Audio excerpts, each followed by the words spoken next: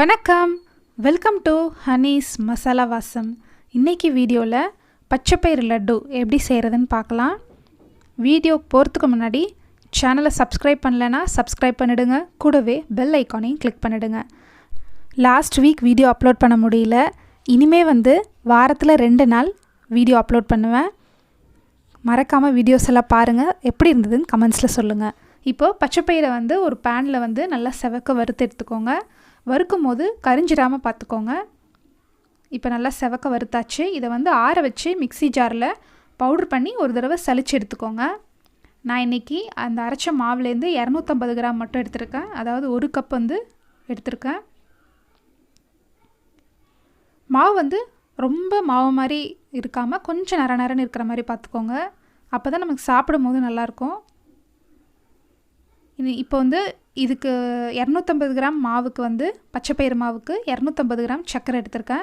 சர்க்கரை பவுட்ரு பண்ணி வச்சுருக்கேன். சர்க்கரை அரைக்கும் போது 4 ஏலக்காவோடு சேர்த்து அரைச்சி சேர்த்துக்கோங்க. ஈக்குவலாக சேர்த்திங்கன்னா தான் உங்களுக்கு லட்டு டேஸ்ட்டாக இருக்கும். உங்களுக்கு சுகர் கொஞ்சம் கம்மி பண்ணிக்கணும்னு நினச்சாலும் கம்மி பண்ணிக்கலாம். இதெல்லாம் நல்லா கலந்து விட்டுட்டு கூடவே கொஞ்சம் முந்திரி பாதாம் நெய்யில் வறுத்து வச்சுருக்கேன், அதையும் சேர்த்துக்கிறேன். இதெல்லாம் சேர்த்து நல்லா கலந்து விட்டுட்டு இப்போ நம்ம கொஞ்சம் கொஞ்சமாக நெய் சேர்த்து ஒரு லட்டு பிடிக்க ஆரம்பிச்சிடலாம்.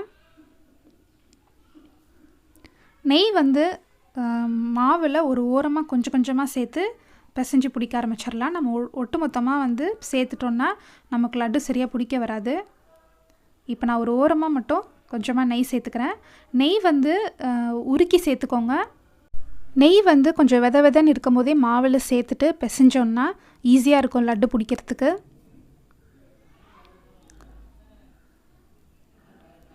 இந்த மாதிரி கொஞ்சம் கொஞ்சமாக நம்ம உருண்டை பிடிக்கிற அந்த பதத்துக்கு நெய் கொஞ்சம் கொஞ்சமாக சேர்த்து லட்டு பிடிக்க ஆரம்பிச்சிருங்க.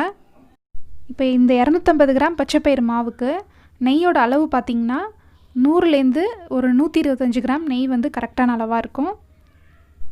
இந்த பச்சைப்பயிறு லட்டுக்கு நெய் மட்டும் சேர்த்திங்கன்னா தான் இதில் நல்லாயிருக்கும். ஸோ டால்டா அந்த மாதிரி எதுவும் யூஸ் பண்ணிங்கனாலும் அது அவ்வளோவா நல்லா இருக்காது. ஸோ நெய் மட்டுமே ஃபுல்லாக யூஸ் பண்ணி பண்ணுங்கள். ரொம்ப ரிச்சாக டேஸ்ட்டாக இருக்கும். எல்லோரும் விரும்பி சாப்பிடுவாங்க. இந்த லட்டு நல்லா சாஃப்டாகவும் க்ரன்ச்சியாகவும் இருக்கும். நம்ம நெய்யில் வறுத்து பாதாம் முந்திரி இதெல்லாம் சேர்த்ததுனால நல்லா க்ரன்ச்சியாக இருக்கும். குழந்தைங்களாம் விரும்பி சாப்பிடுவாங்க. கண்டிப்பாக வீட்டில் ட்ரை பண்ணி பாருங்கள். நம்ம வெள்ளை பாகு யூஸ் பண்ணி கூட பச்சைப்பயிறு லட்டு செய்யலாம். நான் இன்னொரு வீடியோவில் உங்களுக்கு செஞ்சு காமிக்கிறேன். இந்த வீடியோ உங்களுக்கு பிடிச்சிருந்ததுன்னா லைக் பண்ணுங்கள், ஷேர் பண்ணுங்கள், மறக்காமல் கமெண்ட் பண்ணுங்கள்.